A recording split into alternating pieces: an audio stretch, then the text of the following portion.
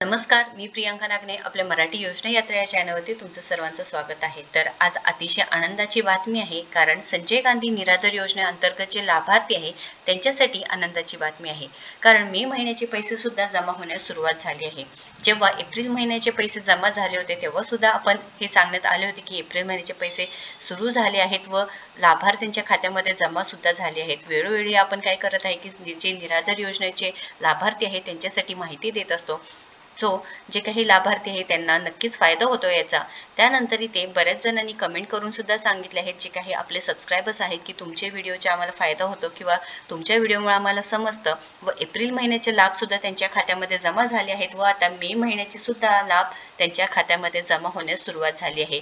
वेळोवेळी जी काही महाराष्ट्र शासनाने GR काढला आहे किंवा जे काही माहिती दिलेली आहे, शासन निर्णय दिलेले आहे, ते आम्ही तुमच्यापर्यंत पोहोचवत असतो. विथ प्रूफ आज आपण बघणार आहोत की मे महिन्याचे पैसे जमा झाले आहेत का नाही. तर इथे पोल सुद्धा घेतलं होतं आपल्या चॅनलवरती, ते सुद्धा माहिती आहे. व इथे ज्यांना आले नाहीत पैसे त्यांच्या संदर्भात म्हणजे त्यांनी काय करायचं आहे त्यांना सुद्धा आपण एक माहिती सांगणार आहोत. तर संजय गांधी निराधार योजनेअंतर्गत लाभार्थी आहे त्यांना खूप खूप अभिनंदन. आता संतोष लोखंडे यांनी कमेंट केली होती की जय श्रीराम समर्थ. संजय गांधी निराधार अपंग योजना बुलढाणा जिल्हा पैसे आले 1500 रुपये आले असं सांगत आहेत. एक दिवसापूर्वीच म्हणजे मे महिन्याचा जो काही GR आला होता एप्रिल महिन्याच्या शेवटी, तर त्यामध्ये सांगितलं होतं की मे महिन्याचे पैसे वितरित करण्यात आले आहे व ते पैसे आता जमा सुद्धा झाले आहेत. दिगंबर साळवे हे सुद्धा वेळोवेळी आपल्या चॅनलवरती व्हिडिओजवरती कमेंट करून सांगत असतात की पैसे आले आहेत का नाही, त्यांना काही प्रॉब्लेम असेल ते सुद्धा सांगत असतात. तर मॅडम आत्ता 6 तारखेला DBTने पैसे आलेत मे महिन्याचे. मला DBT झाल्यापासून सगळे पैसे मिळाले. लक्षात घ्या, इथे यांनी खूप सविस्तर माहिती सांगितली आहे बघा. DBT झाल्यापासून आपण 3 ते 4 महिन्यापासून फॉलोअप घेतो आहे की DBT करा, KYC करून घ्या, हे सगळं OTP व्हेरिफिकेशन आहे ते करून घ्या. तरी ते ज्यांनी केलं आहे त्यांना एप्रिल व मे महिन्याचे पैसे येतच आहेत. DBT करून घेतल्यामुळे काय फायदा झाला आहे की तुमचे पैसे कुठेही न जाता मोजल्यामध्ये तर तुमचे पैसे तुमच्याच खात्यामध्ये डायरेक्ट जमा होत आहेत. तर नरसोबा रणदिवे 3 महिन्यात 1500 रुपये भेटले. तर त्यांनी मे महिन्याचे पैसे भेटले असावे यांना, कारण 3 महिन्यातून त्यांना पैसे भेटलेले आहेत. आता बरेच लाभार्थी आहेत त्यांना आधीचे पैसे सुद्धा भेटले नाहीत, पण आता त्यामध्ये काही कारण असू शकतं की त्यांनी DBT केलं नाही, KYC करून घेतलं नाही, अजून बरेच कारण असू शकतात. तर ते पैसे मिळतील का नाही सांगता येणार नाही, परंतु एप्रिल व मे महिन्याचे जे पैसे आहेत ते लाभार्थ्यांच्या खात्यामध्ये पैसे जमा होत आहे. त्यामुळे तुम्ही काय करायचं आहे की हे पैसे एकदा चेक करायचं आहे तुमच्या अकाउंटमध्ये जमा झाले आहेत का नाही. व इथे आपण एक पोल सुद्धा घेतला होता की आम्हाला निराधार योजनेचे पैसे आले. तर एप्रिल महिन्याचे पैसे आले 45% लोकांनी सांगितलं आहे. मे महिन्याचे पैसे मिळाले 15% लोकांनी सांगितलं आहे. 4 महिन्यांपासून पैसे मिळाले नाही 36% लोक म्हणत आहेत. जानेवारी फेब्रुवारी मार्च पैसे मिळाले 4% लोक म्हणत आहे. तरी ते एप्रिल महिन्याचे, आता इथे लक्षात घ्या, एप्रिल महिन्याचे पैसे खूप लोकांना मिळाले आहेत. मे महिन्याचे सुद्धा पैसे आता तुम्हाला मिळणारच आहे, ते चालू आहे, वितरण करण्यात आलं आहे व ते मिळणार आहे. तुम्ही नक्की चेक करून घ्यायचं आहे. आता हे 4 महिन्यांपासून पैसे मिळाले नाहीत, इथे शासन काम करत आहे त्याच्यावरती की आता तुमच्यापर्यंत हे पैसे कधी मिळतील. आता एक वर्कफ्लो लक्षात घ्या की तुम्हाला जे काही लोक आहेत ज्यांना खरंच पैसे मिळाले आहेत तर त्यांनी काय केलेलं आहे, तर तहसील कार्यालयामध्ये जाऊन त्यांनी सर्व विचारणा करून घेतली की आपण वेळोवेळी सांगितलं की तहसील कार्यालयामध्ये जा, अधिकाऱ्यांना भेटा, DBT करून घ्या, KYC करून घ्या.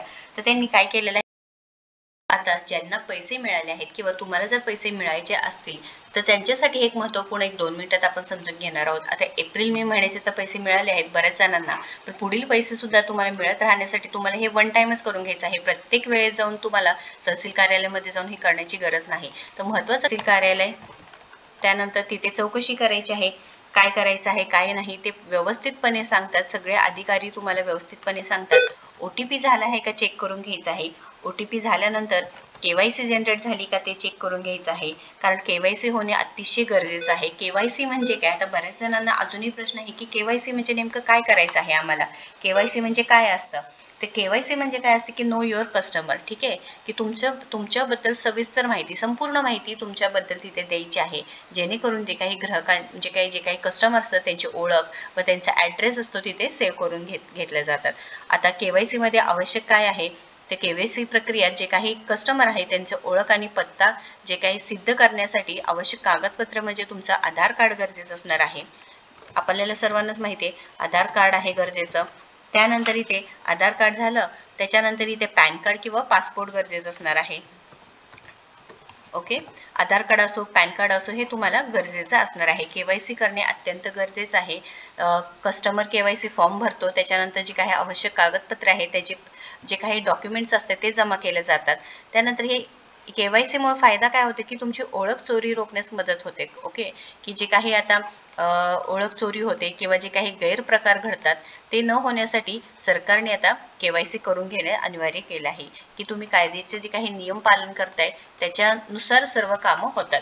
त्यानंतर OTP जनरेट झाली, KYC झाली, त्याच्यानंतर तुम्ही तहसील कार्यालयामध्ये जाऊन तुमच्या जे काही दाखले आहेत, हायतीचे दाखले आहेत, ते सांगितले होते की ते आधीचं जे GR आलं होतं त्यामध्ये सांगितलं होते की हायतीचा दाखला आहे, उत्पन्नाचा दाखला हे तुम्हाला कंपल्सरी देणे गरजेचं आहे. उत्पन्नाचा दाखला सुद्धा गरजेचा आहे. त्यानंतर तुमच्या हयातीचा दाखला सुद्धा इथे गरजेचं असणार आहे. तर OTP व्हेरिफिकेशन, KYC मध्ये आधार कार्डनुसार तुम्हाला जे काही डॉक्युमेंट सगळं सबमिट करायचं आहे, नो युअर कस्टमर करायचं आहे, उत्पन्नाचा दाखला आहे, हयातीचा दाखला आहे, हे वन टाइम करून घ्यायचं आहे. तुम्हाला प्रत्येक महिन्याला जाऊन हे करायची गरज नाही. एकदा झालं की DBT द्वारा तुमच्या खात्यामध्ये पैसे जमा होण्यास सुरुवात होते. त्यामुळे हे सर्व माहिती तुम्ही ज्यांना खरंच गरज आहे, ज्यांना संजय गांधी निराधार योजनेची खरंच गरज आहे, त्यांच्यापर्यंत ही माहिती पोहोचवा, जेणेकरून हे पैसे तुमच्यापर्यंत मिळतच राहतात. आता आपण वेळोवेळी इथे काय करत आहे की जे काही अपडेट येतो नक्कीच हे तुमच्यापर्यंत पोहोचवण्याचा प्रयत्न करतो. आणि इथे मे महिन्याचे पैसे सुद्धा जमा होण्यास सुरुवात झाली आहे. DBT करून घ्या हे सरकारने सुद्धा GR च्या माध्यमातून सांगण्यात आले होते किंवा आम्ही सुद्धा तुमच्यापर्यंत माहिती पोहोचवतो. हे तुम्ही काय करायचं आहे, ही सर्व कामे करून घ्यायचं आहे. तुम्हाला पैसे येणारच आहे व येतच राहणार आहे. प्रत्येक महिन्याला 1,500 रुपये देऊन सरकार निराधारांना मदत करत आहे. त्यामुळे या जे काही लाभार्थी आहेत त्यांनी हे काम करून घ्यायचं आहे. आणि हे लक्षात घ्या, मी वारंवार सांगत आहे की तुम्हाला वन टाइम करून घ्यायचं आहे. असं नाही की प्रत्येक महिन्याला 1,500 रुपये पाहिजे तर आम्हाला प्रत्येक महिन्याला जाऊन हे काम करत राहावं लागणार आहे. तुम्हाला एकदाच करायचं आहे. जसं लाडकी बहिणीला DBT मार्फत पैसे मिळत आहे, डायरेक्ट बँकमध्ये ट्रान्सफर होतं हे पैसे, तसे सुद्धा संजय गांधी निराधार योजनेचे पैसे असो किंवा निराधार योजनेचे पैसे आहे ते तुमच्या खात्यामध्ये जमा होत आहे. लक्षात घ्या, ही जे काही वर्कफ्लो आहे ते तुम्ही करून घ्यायचं आहे आणि पैसे येतच राहणार आहे. आता पाठीमागील जे काही पैसे आहे त्याच्याबद्दल अपडेट नाही व ते मिळतील का नाही त्याच्यावर सरकार नक्कीच काम करत आहे. पण आत्ता सध्या एप्रिल मे महिन्याचे तरी पैसे वेळोवेळी सरकार तुमच्या खात्यामध्ये जमा करत आहे. त्यामुळे नक्कीच हे काम करून घ्यायचं आहे. अजून काही अडचण असेल, काही प्रश्न असतील तर तुम्ही नक्कीच इथे कमेंट करू शकता. आणि या व्हिडिओला जास्तीत जास्त शेअर करा. खरंच महत्त्वपूर्ण व्हिडिओ आहे, त्यामुळे नक्कीच या व्हिडिओला जास्तीत जास्त शेअर करा. अशाच संपूर्ण माहितीसाठी आपल्या चॅनलला सबस्क्राईब करा. धन्यवाद.